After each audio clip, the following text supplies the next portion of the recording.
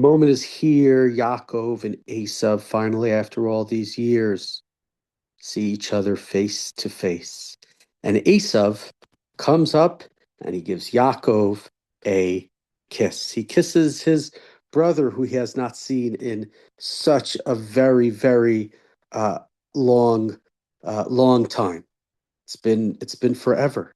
And question that's oftentimes asked here in the third aliyah of Parashat Vayishlach is whether or not Esav's kiss is sincere. And let me read for you the verse. Vayaratz Esav likrato vayichabkehu vayipol al tzavarav vayishakehu vayivku. So Esav runs to greet him. He embraces him, falling on his neck. He kissed him, and they wept. And let me see if I can share my screen for a second so you can see this. I referred to it yesterday, but it's best if we can actually see see the screen for 1 second. I mean, tell me if you can see this. You see there in the middle of the page. I hope you can see it. Vayaratz Esav likrato, vayichabkeu, vayipol tzavarav, vayishakeu, vayibku. For verse 4, pasuk dalid, above vayishakeu are all those dots and look like diamonds. That's in the text of the Torah. The text of the Torah has that.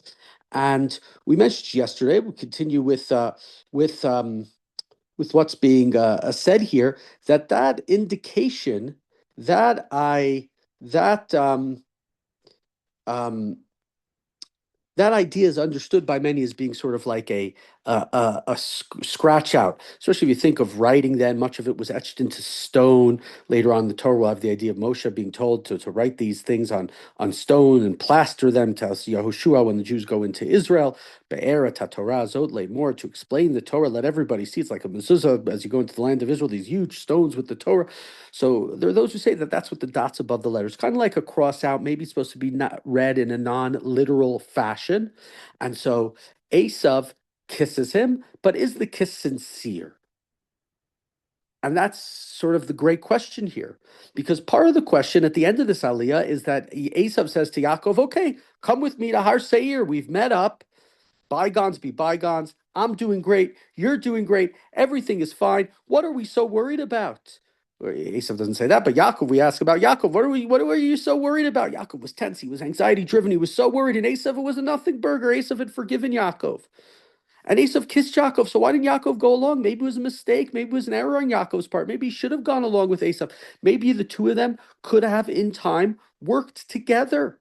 As Yaakov sort of is the king, the governmental head of the Jews, Esav maybe is the military man. Maybe they could have worked together. They could have been one nation, but Yaakov doesn't go along. Part of the question regards this kiss of Esav. Is Esav's kiss sincere? Does it have an element in it of a bite? He seems to be kissing, but he's biting in a sense. The Midrash says Yaakov's neck, we said yesterday, turns to marble. I don't know what that means. I can't explain that. Maybe one of you could explain that. Maybe you're experts in marble. You know more than me in many areas. Probably this area, maybe you know as well if you have a comment. But Esav's kiss is seen by the rabbis as being insincere.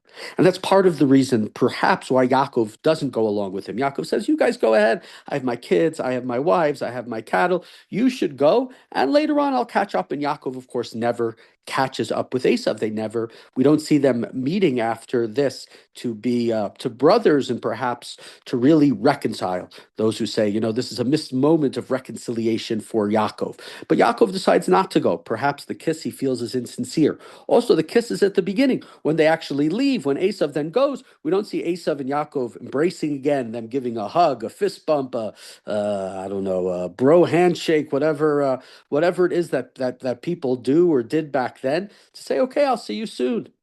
And as opposed to Lavan kisses Yaakov when he leaves him, here we don't see that same thing between Yaakov and Esav. And so maybe it's a momentary, I've forgiven you enough that I'm not going to kill you. I have my 400 men. I'm happy things have turned out okay for you in life. I'm happy things have turned out okay for me in life. And Esav invites Yaakov to go, but Yaakov recognizes that Esav's forgiveness maybe is not a complete forgiveness. Yaakov also might recognize that when he's with Esav, he's not at his best. one of the great worries with Yaakov, and we talked about this, Yaakov is the Akev, he's the heel, he has to grow in life. When you have troubles in life, when you have people that when you're around them, you don't act your best. It's best not to be with them. So Esav may really be willing to be together with Yaakov, but Yaakov might reason and say, you know what? I'm not at my best when I'm with Esav. I took advantage of him with the birthright. I stole the bracha, and maybe even if those were the right things for me to do, I'm not at my best, and I need to be at my best. And I just spent 20 years in the house of Lavan. I had to deal with all of his machinations, all of his deceit, all of his trickery, and I need to be in a steady place by myself where I don't have to constantly be worried about how am I going to behave and how is one of the other most important relationships in my life, how is that person going to be? Is it going to be a real partner with me? Is it's going to be brotherly and kind and decent, or perhaps not. And so Yaakov decides to go his separate ways. More traditional commentaries or contemporary scholars, say that maybe it wasn't the best decision of Yaakov. Certainly, more of the classical commentaries say that it is the correct decision of Yaakov to not go along with his brother. Later on, the Tanakh obviously sees Esav become an enemy of the Jewish people. Esav, not he himself, but his descendants, his grandson Amalek, the tribe of Edom, who are descendants, become enemies of Yaakov. And that's sort of where this debate comes about. Maybe if Yaakov had gone back to him, maybe if they worked together, then maybe those people would not have become his enemies, as opposed to others who say, no, no, no, you see who Esav is. And Yaakov and Esav don't get along. He's pretending it's a kiss, but really underneath there is this hatred, there is this spite, and Yaakov needs to separate. Interestingly, I believe it's a Midrash Tanchuma that imagines a different history if Yaakov and Esav would have stayed together. What could have potentially happened for the Jewish people if Edom was sort of the enforcer, the general, if Esav's descendants, who perhaps are these great mighty warriors, would have been on Yaakov's side, would have been on the side of Bnei Israel in the future, how different history. It's like everything else in history, you can ask what if questions if things would have developed differently. And it's obviously a very interesting thought experiment to think about what might have been if Yaakov and Esav had stayed together. But Yaakov here feels that he needs to go his separate ways. Either Esav's kiss is not fully sincere, it's insincere. Yaakov will not be at his best. Or, this is not the vision of Yaakov. Yaakov got all the brachot, and Yaakov needs to go back home and needs to be at his best back home. And so Yaakov, in a sense, at this moment, can take a deep breath. The biggest worry, the biggest overhang of his life, the thing that he has perhaps thought about so much, the thing, his brother isn't going to kill him. His brother didn't harm his wives. His brother didn't harm his children. His brother didn't take anything from him. And Yaakov, it appears from the text, it seems that everything is fine and everything is good and everything is wonderful. And Yaakov and Esav, they leave, they part ways, and everything seems okay.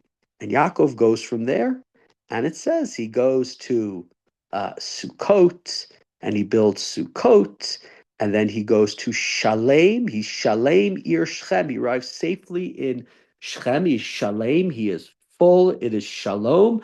This is not a far distance. He's in Eretz Canaan, and he stops and he encamps there. He places his tent there next to Chamor and Shechem, and he pays them money for a campsite or something of the sort. He offers sacrifices, and everything seems fine. And sometimes in life, that's what happens.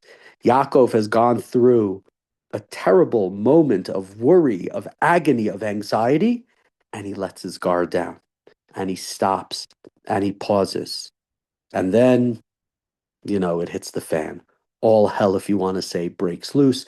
Dinah goes out into the city of Shechem, and she is raped by Shechem, the son of Chamor. So he's like the prince of the clan, and it's a terrible, terrible episode that happens. And part of it is maybe the following the breakup. Yaakov thought everything was shalom. Yaakov thought that everything was fine. Yaakov has some external peace, and maybe he thinks that he has, real security at this moment, that everything should be okay. And I think this is sort of, you think about it in life. They talk about it in sports, right? Don't have the letdown against the bad team because you're thinking about, the next game. Yaakov's team just won the big game. They managed to not be killed by Esav. Nobody was killed. Nobody was harmed, and he puts his guard down. And unfortunately, in life, sometimes after the you put your guard down and you think everything is fine, then the trouble happens. I probably wouldn't be the first person. Many a social commentary has said that this is, unfortunately, in some ways, the state of the Jewish people.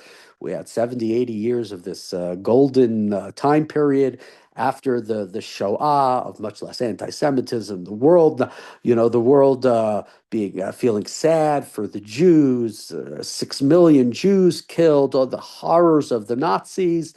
And, I think probably many of us here grew up without major anti-Semitism, without the sort of things like my son who was told to leave an elevator in the Port Authority bus terminal because somebody said to him, he was wearing his kippah, said to walked in with, I guess, a scooter, said to him, "Oh, I'm not going to stay in this elevator with you. I don't want you to colonize my scooter." Or my daughter was on a school trip in a bus in California, and all sorts of insults to Jews and Israel were shouted at her class trip. Or my son, who had an incident with his basketball team last year at a game against Muslim kids and coaches. We didn't go through that. And part of it, sadly, I don't think we've put our guard down fully as Jews, because we know that anti-Semitism is there. But I think we took that breath, indicative of sort of what Yaakov was doing here, because everything seemed fine and everybody seemed okay with us, okay with the Jews. And unfortunately, sadly, you have to always keep your guard up. It's a worry, it's a fear, and I think it's something that all of us as diaspora Jews are recognizing at this time in America. It's that joke in America. It's the same thing like Europe. All the countries in Europe were always fighting, but they all managed to get together to kill the Jews in the Holocaust. I wish I could say it's a joke and it was funny. And here too, if you're on the extreme right, you're on the extreme left in America, it doesn't matter. It comes together that your hatred for the Jews, your hatred for Zionism, no matter which end of the spectrum you're on, it doesn't seem that you're a big fan of ours. You can disagree about everything else, but that you agree on. So Yaakov lets his guard down, and his daughter. I'm not saying Yaakov is responsible for it. I don't want to go in that way, but that's not what I mean to say. But Yaakov lets his guard down, and unfortunately, disaster happens. One of the things about the story of Dinah, of the rape of Dinah, that is really needs to be highlighted, is the fact that Dinah does not open her mouth. Dinah is silent. And truth be told, this is something similar to other stories in the Torah. The other two stories will just make a quick association to two other women, to Sarah and Bathsheba. Sarai, Avram says, Sarai is my sister and not my wife, and she gets taken into the palace of the king, into the harem. Nothing, other than her being abducted. She is not raped. There are plagues that come down upon the house of Egypt. She is returned. She never talks in that story. Avram says to her, "Will you say you're my sister so I don't get killed?" She doesn't open her mouth. Later on in the story, when Avram and her are having fights, Sarai is very strong about Hagar, about the way Hagar is treating her, about Yishmael. And God says to Avram, Kol asher tomar elecha Sarah shma b'kol Sarah, gains her voice. And God says, Sarah is correct. You need to listen to her. Bathsheba is a woman. The only words we hear Bathsheba speak during the incident with David, where David sees her and says she looks very beautiful and brings her to his palace, despite the fact that he's told she's a married woman, meaning, go find another girl. She's married woman. She's off limits. And David doesn't care, and she's brought to the palace, and David sleeps with her. The idea of sort of consent is not brought in such a situation. The only words we hear her say is, "I'm pregnant." She doesn't say anything else. Her husband is killed. He's sent to the front lines. David, everything that happens, the baby, we don't hear anything else. Later on in her story, She stands up strong. She says to David, you promised that my son Shlomo will be king, that our son will be king. And now Adoniah, this is the opening chapter of the book of Kings, Adoniah has placed himself as king. The beautiful things about Sarai, Sarah, and Bathsheba, at first they're silent, but they gain this very, very strong voice that is listened to, whether it be in regards to Yitzchak, think about that, the second patriarch, whether it's about Shlomo, the second king in the Davidic dynasty. Dinah here, sadly, not a word. It's all about Yaakov and Shechem and Chamor and Shimon and Levi. Dinah does not have a voice at all. And that's part of the tragedy of this story is we see where sort of Dinah fits in. And, it's still sad today. We think about people, rape victims, and their fear of standing up, their fear of being believed, their fear of saying anything. And we see the silence. The silence here is really the loudest of all things. It's the thing that's sort of, I don't know if it's the thing that's the most pronounced, but part of the episode that's really very, very strong and really needs to give us pause when we think about the story and we think about how the victim was not able or is not presented as saying anything.